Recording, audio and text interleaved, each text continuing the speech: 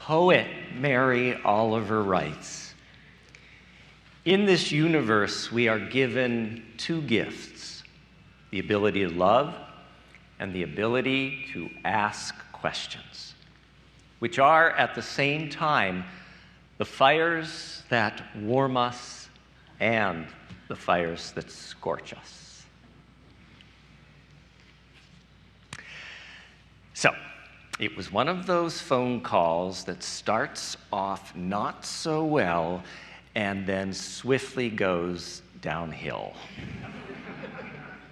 Yeah, we've all had those.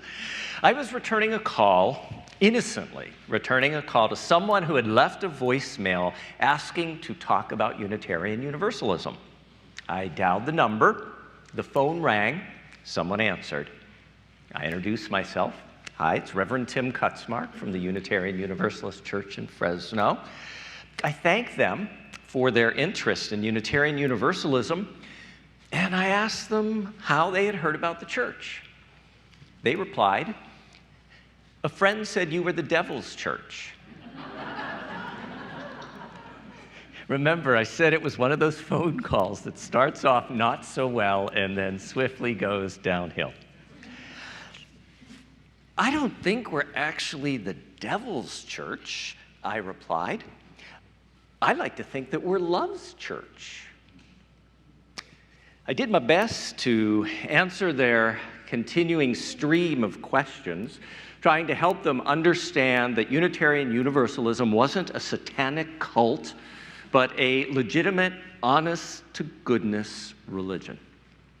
Finally, in a burst of anger, the person exclaimed, "If you don't have the Holy Bible as your book of truth, if you don't have Jesus to save you, if you don't have God to obey, what do you have in your religion?" I paused a moment, then said, "We have love." The person snapped back, "If you don't believe the Bible is the Word of God, what could possibly be the origin of your love?"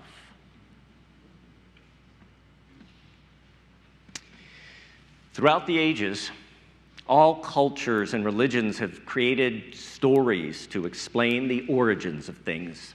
Things like, how was the earth created? How did the constellations form in the sky? Where did the ocean come from? Why does the elephant have a trunk? Who created human beings? Did we exist before we were born? And like that person on the phone, what is the origin of love? One of my favorite origin of love stories come from the myths of ancient Greece. It's from the writings of Plato, from his book called the Symposium.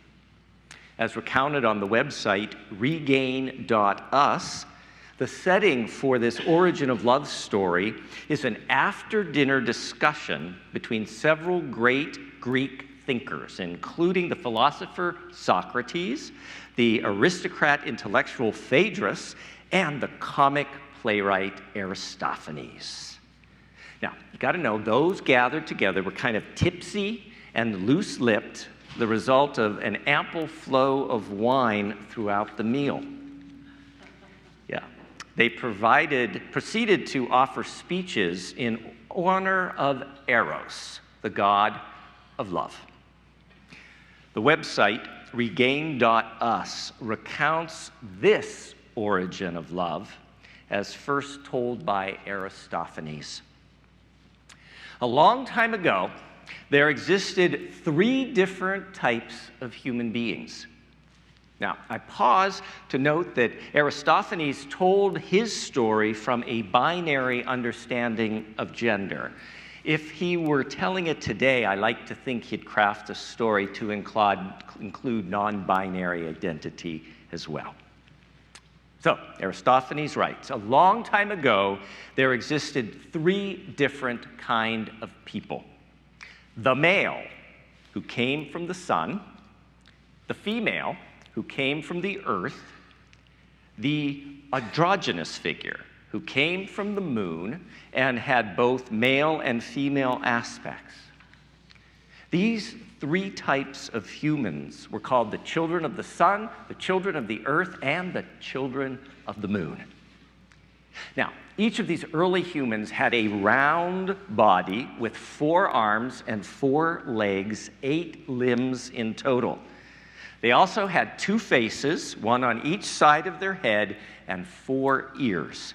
When they walked both forward and backward, and they ran by doing cartwheels, giving them a circular motion.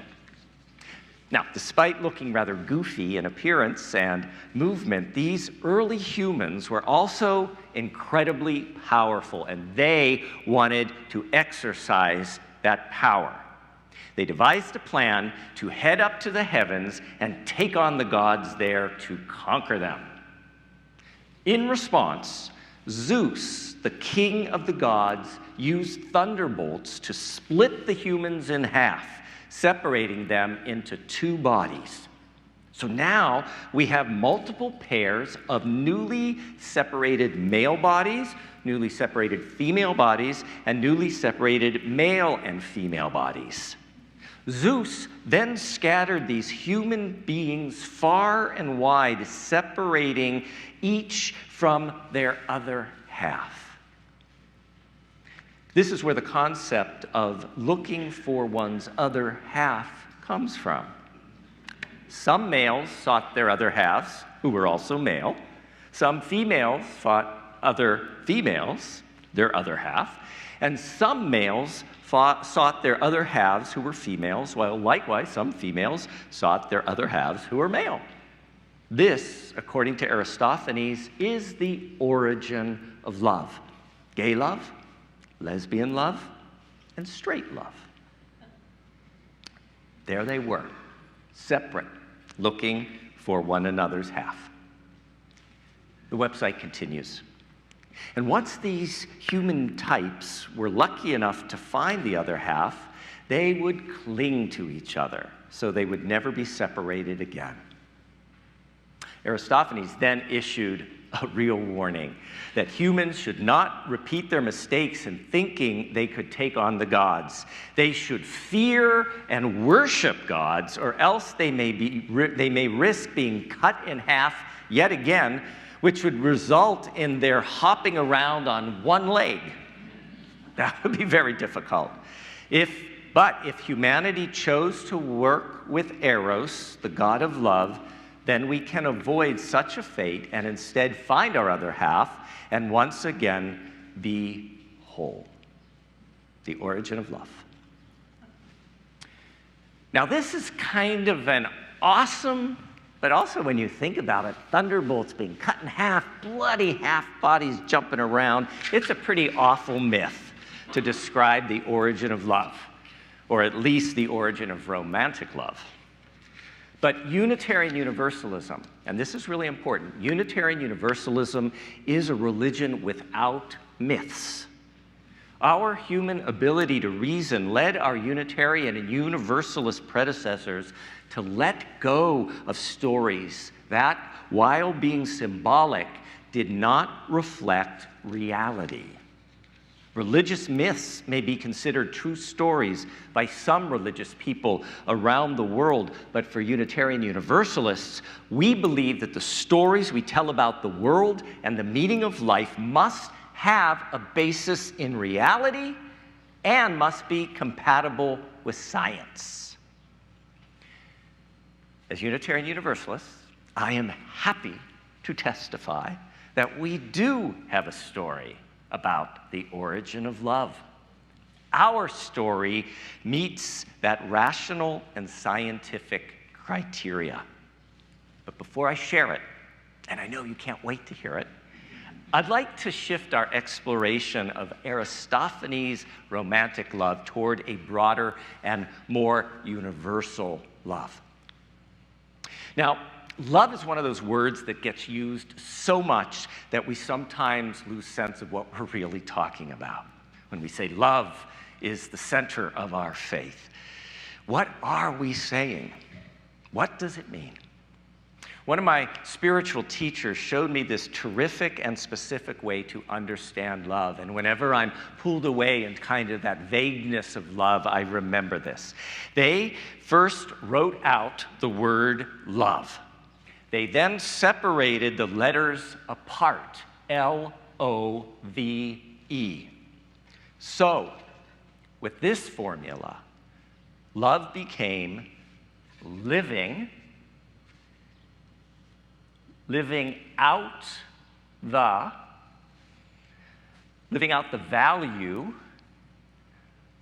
the value of everyone and everything. That is the meaning of love. If we want to stay aligned with love, we need to intentionally be living out the value of everyone and everything in every moment and in every way. And that, my friends, is not easy. We must act as if everyone and everything has value always. We have to act as if everyone and everything always is worthy of respect and understanding, to not be seen or treated as the other or expendable or as a resource to be used up or cast away. So, what's a way for us to tell the origin of love that doesn't hearken back to myth, but that also challenges us to act responsibly to other human beings and to this earth home that we all share? Where can we find such a story of the origin of love? Well, we need only look to the Big Bang that brought all existence into being. We need only look at the subsequent 13.8 billion years of the universe's slow, often cataclysmic evolution into the life we human beings embody today. The evolution of the cosmos into consciousness is the origin of love. I'm going to say that again. The evolution of the cosmos into consciousness is the origin of your love. Let me explain. Unitarian Universalist minister Robert Walsh tells this true story of the origin of love, using evocative poetry describing the 13.8 billion using evocative poetry, Robert Walsh describes the 13.8 billion year creative process initiated by the Big Bang. He describes the evolution of human consciousness. These are his words. Out of the stars in their flight, out of the dust of eternity, here we have come. Stardust and starlight, mingling through time and through space. Out of the stars we have come, up from time. Out of the stars we have come. Time out of time, before time, in the vastness of space, Earth spun to orbit the sun. Earth, with the thunder of mountains newborn, the boiling of seas, Earth warmed by sun, lit by starlight, this is our home. Out of the stars we have come, mystery in mystery, back through all time, mystery rising from rocks in storm and sea, out of the stars, rising from rocks and sea, kindled by the sunlight on earth, arose life. Ponder this thing in your heart. Life crawled up from the sea, eyes to behold, throats to sing, mates to love. Life from the sea, warmed by sun, washed by rain, life from within, giving birth, rose to love. This is the wonder of time. This is the marvel of space. Out of the stars swung the earth. Life upon earth rose to love.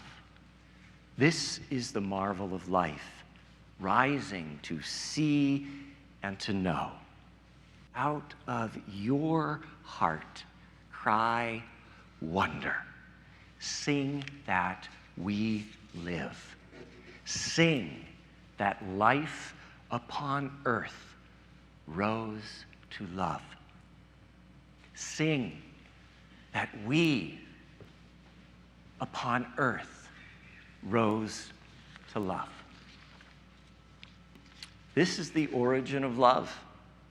Through human beings, through us, creation itself has, for the first time, evolved and developed the consciousness that can become aware of life's interconnection and our responsibility to it. We are the universe become conscious of itself. We are the universe become conscious of itself. Would you say that with me? It's awesome. We are the universe become conscious of itself. One more time. We are the universe become conscious of itself. Now, the ethic that rises from this consciousness is love. Living out the value of everything and everyone in every moment and in every way. As Reverend Susan Frederick Ray writes, these are our Unitarian Universalist values, calling us to live in the reality of our world while remembering that no one is outside the circle of love. We who are Unitarian Universalists not only affirm the inherent worth of every person, we also affirm the inherent wholeness of every being despite apparent brokenness. With compassion as our guide, we seek the well-being of all people, not just a subset. We seek to dismantle systems of oppression that undermine our collective humanity. We believe that we're here to guide one another toward love. No one is outside the circle of love. Would you say that with me? No one is outside the circle of love. One more time with gusto. No one is outside the circle of love. But I would expand that to say we who are Unitarian Universalists affirm the inherent wholeness of everything that shares this earth home with us. All plants and growing things, all creatures, great and small, the waters of the world, the air within the skies, the mountains and our valley, the deserts and rainforests, the massive and the microscopic. We affirm the interdependent oneness of all things. With compassion as our guide, we seek the well-being of the whole. We seek to dismantle anything that undermines life's collective unity. Nothing is outside the circle of love. Nothing is outside the circle of love. Que así sea, bendito sea. May it be so. Blessed be. Amen.